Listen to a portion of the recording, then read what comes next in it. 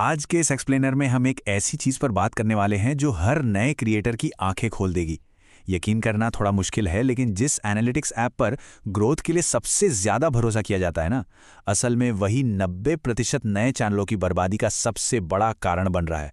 Smartphones में मौजूद वो स्टूडियो ऐप जिसे दिन भर में अनगिनत बार चेक किया जाता है, वो मदद करने के बजाय सबसे बड़ी रुकावट कैसे बन गया, चलिए इसे गहराई से समझते हैं। 1000, जी हाँ 1000 बार, ये कोई मामूली नंबर नहीं है। एक नया क्रिएटर दिन भर में औसतन इतनी बार अपना स्टूडियो ऐप खोलकर देखता है, और वो भी सिर्फ ये चेक करने के लिए कि अरे कितने सब्सक्राइबर बढ़े या व्यूज आए या नहीं। ये जो वैनिटी मैट्रिक्स यानी सिर्फ दिखावे वाले आंकड़े चेक करने की लत है ना, ये असल में अंदर ही अंदर क्रिएटिविटी को पूरी तरह से खोखला कर रही है। अब जरा इस टाइमलाइन को देखिए। ये पूरा चक्र काम कैसे करता है। मान लीजिए एक नया शॉर्ट पब्लिश हुआ। पहले घंटे में तो शॉर्ट्स फीड की वजह से व्यूज रॉकेट की तरह ऊपर जाते हैं, हर रिफ्रेश पर नंबर बढ़ते हुए दिखते हैं, काफी मजा आता है। लेकिन तीसरे घंटे तक आते आते वो व्यूज अचानक 2.3 के या किसी भी एक नंबर पर आकर एकदम से फ्रीज हो जाते हैं, रुक जाते हैं। अब ऐप को बार बार रिफ्रेश करने पर भी जब कोई बदलाव नहीं दिखता तो 12वें घंटे तक एक भयंकर मानसिक निराशा छाने लगती है, और इसका सीधा नतीजा ये होता है कि अगले दिन के अपलोड में वो असली मेहनत, वो ऊर्जा बचती ही नहीं है। तो चलिए इस बात को थोड़ा और गहराई से समझते हैं। वैनिटी मैट्रिक्स का ये पूरा खेल मानसिक रूप से बहुत ज्यादा थका देने वाला होता है। जैसा कि ये कोड भी साफ बता रहा है कि ये सीधे तौर पर डिप्रेशन का कारण बनता है, जिससे अगले अपलोड में एफर्ट अपने आप कम हो जाता है। ये एक बहुत ही खतरनाक लूप है। व्यूज चेक करना, वीडियो रुकने पर निराश होना, और फिर उसी खराब मूड में अगला वीडियो बनाना। खराब कंटेंट का मतलब है और भी कम व्यूज। इस तरह अनजाने में ही चैनल्स फ्रीज हो जाते हैं।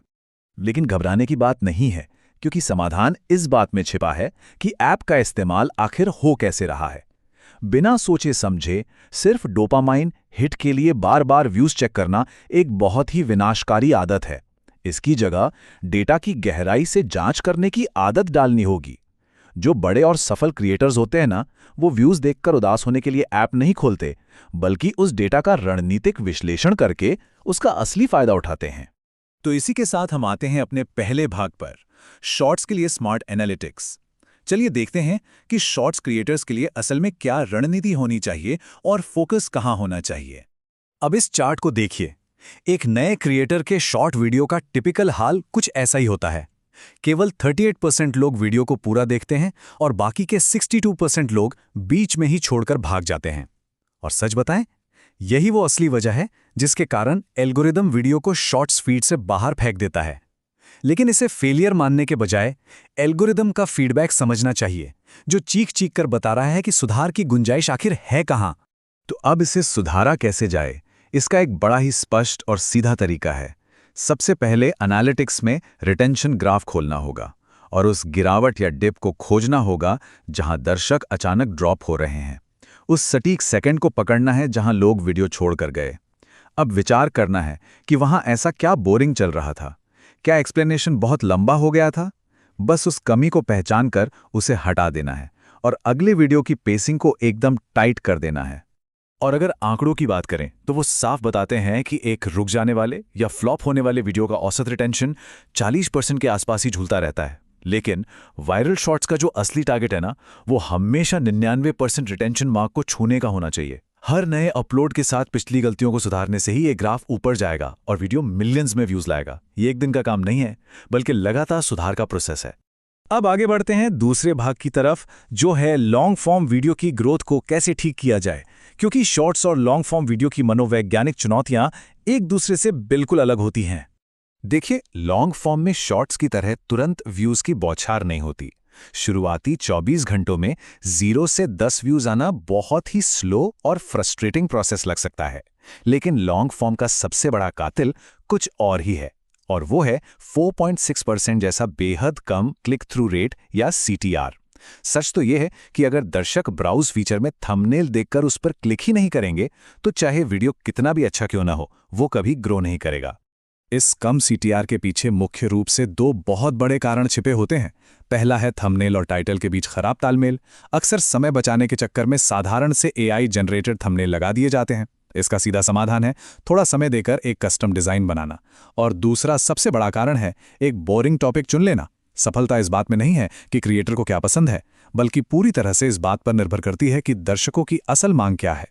इस बात को एक बेहतरीन उदाहरण से समझते हैं। जरा विचार करें, एक साधारण से ताजमहल व्लॉग पर कोई क्लिक करेगा ही क्यों? ऐसे तो हजारों वीडियो पड़े हैं। लेकिन अगर उसी टॉपिक को थोड़ा रीफ्रेम कर दिया जाए और लिखा जाए ताजमहल की चौंकाने वाली समस्या, तो एकदम से दिमाग में जिज्ञासा पैदा हो जाती है ना? विषय बिल्कुल वही रहता है, लेकिन उसे दर्शकों के सामने एक रहस्य या समस्या की तरह पेश करने से क्लिक्स में जादुई तरीके से भारी उछाल आ जाता है। चलिए, अब आते हैं अपने तीसरे और सबसे अहम भाग पर, दर्शकों की देखने की आदतों को समझना। एक हाईली क्लिकेबल टॉपिक खोजने की यह सबसे अचूक और शक्तिशाली रणनीति है। अब इस छुपे हुए डेटा के खजाने तक पहुंचना कैसे है? बहुत आसान है। सबसे पहले स्टूडियो ऐप के एनालिटिक्स टैब को खोलना है, फिर सबसे ऊपर दिए गए ऑडियंस टैब पर जाना है और फिर वहां थोड़ा नीचे स्क्रॉल करके आपके दर्शक क्या देखते हैं या व्हाट योर ऑडियंस वॉचेस वाले खास सेक्शन को चेक करना है। सच मानिए, ये सेक्शन किसी गोल्ड माइन से कम नहीं है। असली जादू तो यहीं छिपा है।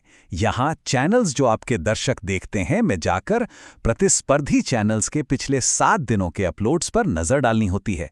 याद रखिए, लक्ष्य किसी को कॉपी करना बिल्कुल नहीं है, बल्कि उस वायरल आउटलायर को खोजना है, यानी वो एक वीडियो जिसने हाल ही में बाकी सब वीडियोस के मुकाबले बहुत ही बेहतरीन प्रदर्शन किया हो। इसका सीधा सा मतलब है कि शेयर्ड ऑडियंस इस वक्त उसी टॉपिक को लेकर सबसे ज्यादा उत्साहित है।